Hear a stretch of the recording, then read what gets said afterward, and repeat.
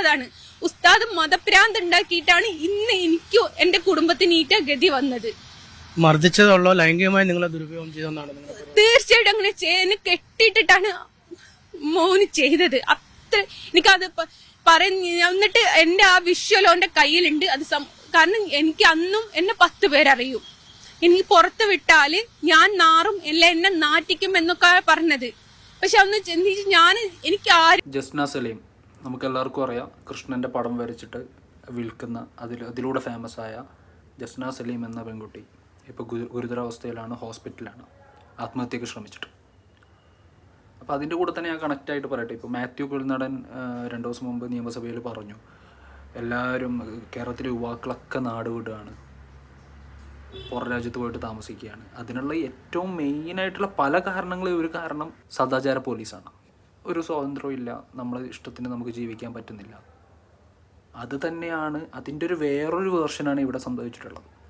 Social മീഡിയയിൽ ഈ ജസ്ന സലീമിനെതിരെ അധിക്ഷേപങ്ങളും സംഖ്യയാണ്, മതത്തിൽ നിന്ന് വിട്ടുപോയവളാണ്, അങ്ങനെയാണ് ഇങ്ങനെയാണ്, സുരേഷ് ഗോപിയായിട്ട് ബന്ധങ്ങളുണ്ട്, അതൊക്കെ കണക്ട് ചെയ്ത് പല ഹണി ട്രാപ്പായിട്ട് ബന്ധമുണ്ട്, പല രീതിയിൽ ഇല്ലാത്ത കഥകൾ ഉണ്ടാക്കിയിട്ട് പറഞ്ഞിട്ട് അവരൊരു സ്ത്രീയാണ്. മക്കളെ പോറ്റാൻ വേണ്ടിയിട്ട് കൃഷ്ണൻ്റെ ചിത്രം വരച്ച് അതിലൂടെ ജീവിക്കുന്ന ഒരു പെൺകുട്ടിയാണ്. അതിൽ ഒരു മതത്തിൻ്റെ ആൾക്കാരുണ്ടാവും, മതവുമായി ബന്ധപ്പെട്ട സംഘടന ഉണ്ടാവാം, സംഘപരിവാർ ഉണ്ടാവാം, അല്ലെങ്കിൽ ഇവർ തന്നെ ഏത് മതമാണോ പറയുന്നത് അതിൽപ്പെട്ട ആൾക്കാരുണ്ടാവും. എല്ലാ മതത്തിലും നല്ല ആൾക്കാരും ചീത്ത ആൾക്കാരുണ്ട്. ഒരു ഗ്രൂപ്പാണ് അവരെ ഫോക്കസ് ചെയ്യുന്നത്. ഞാൻ ഒരു കാര്യം ചോദിച്ചോട്ടെ, നമ്മൾ ഇപ്പോൾ ഒരു ഹോട്ടലിൽ പോയിട്ട് ഫുഡ് കഴിക്കാത്ത ആരാ ഉള്ളത്?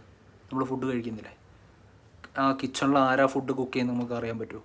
അതിൽ ബ്രാഹ്മണൻ ഉണ്ടാവാം, ഹിന്ദു ഉണ്ടാവും, ക്രിസ്ത്യാനി ഉണ്ടാവും, മുസ്ലിം ഉണ്ടാവും. അവരുണ്ടാക്കിയ ഫുഡല്ല നമ്മൾ കഴിക്കുന്നത്. ആ ഒരു കോമൺ സെൻസിൽ നമ്മൾ ചിന്തിച്ചാൽ പോരെ? നമ്മൾ മതം നോക്കിയിട്ടല്ലല്ലോ അവിടുത്തെ ഫുഡ് കഴിക്കുന്നത്.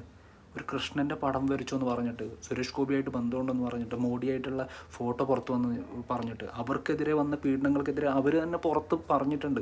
അത് പറഞ്ഞതിനെതിരെ ആ കാര്യങ്ങൾ വെളിപ്പെടുത്തിയത് കൊണ്ട് ഹണി ട്രാപ്പ് ആയിട്ട് ബന്ധപ്പെട്ടിട്ട് കാര്യങ്ങൾ പറയുന്നു. എങ്ങനെ അവർക്ക് ജീവിക്കാൻ പറ്റും? അത്രയും വലിയ സോഷ്യൽ മീഡിയ ബുള്ളിങ്ങാണ് അവർക്കെതിരെ നടക്കുന്നത്. അറിഞ്ഞില്ല ഞാന് കൃഷ്ണനെ ചേർത്ത് പിടിച്ചാൽ ഇത്രത്തോളം പൊള്ളുമെന്നുള്ളത്. കൃഷ്ണനോടുള്ള വിശ്വാസം കൊണ്ട് തന്നെയാണ് ഈ വരയായിട്ട് മുമ്പോട്ട് പോയത്. ആദ്യം വെറും ഒരു കൗതുകമായിരുന്നു, പിന്നെ അതൊരു വരുമാന മാർഗമായി, പിന്നെ അത് വിശ്വാസത്തോടെ കൂടെ മുമ്പോട്ട് കൊണ്ടുപോയാൽ തുടങ്ങി. പക്ഷെ മറ്റു മതത്തിന്ന് വന്ന് കണ്ണനെ ചേർത്ത് പിടിച്ചത് കൊണ്ടായിരിക്കാം ഒരു പക്ഷെ സോഷ്യൽ മീഡിയ എന്നെ ഇങ്ങനെയും ഉപദ്രവിക്കുന്നത്. ഞാൻ ചെയ്ത തെറ്റ് എന്താണ്? അത് താങ്ങാൻ പറ്റാതെയാണ്. ഒരു സ്ത്രീയാണ്, അത് താങ്ങാൻ പറ്റാത്തത് കൊണ്ടാണ് അവർ ആത്മഹത്യക്ക് ശ്രമിച്ചത്.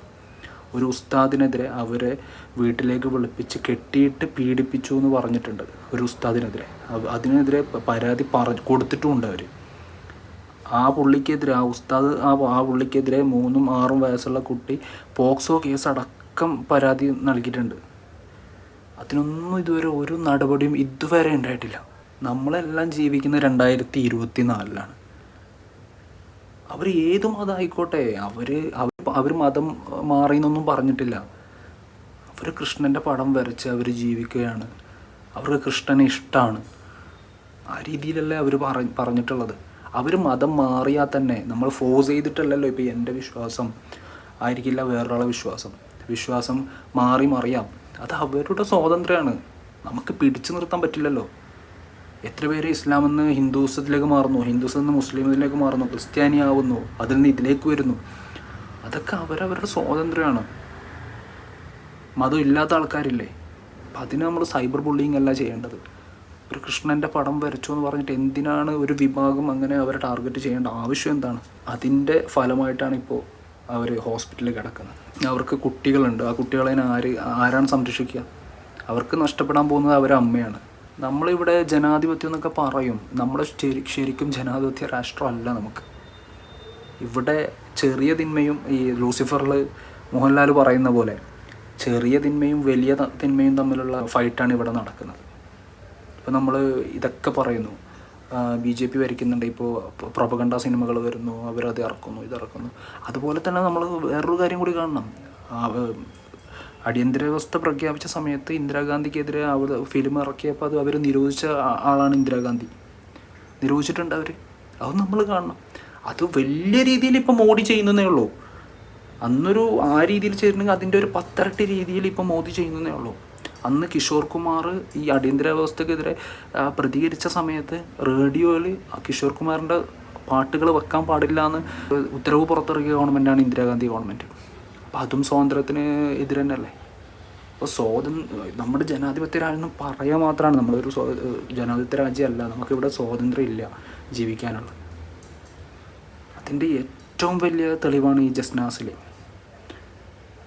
അവർക്ക് നഷ്ടപ്പെടാൻ പോകുന്നത്, കുറേ ആൾക്കാരില്ലാത്തത് പറഞ്ഞിട്ട് അവർക്ക് നഷ്ടപ്പെടാൻ പോകുന്നത് അവരുടെ ജീവനാണ്. അവരെ ആശ്രയിച്ച് ജീവിക്കുന്ന അവരുടെ ഫാമിലിയാണ്. അത് നമ്മളെപ്പോഴും മറക്കാതിരിക്കരുത്.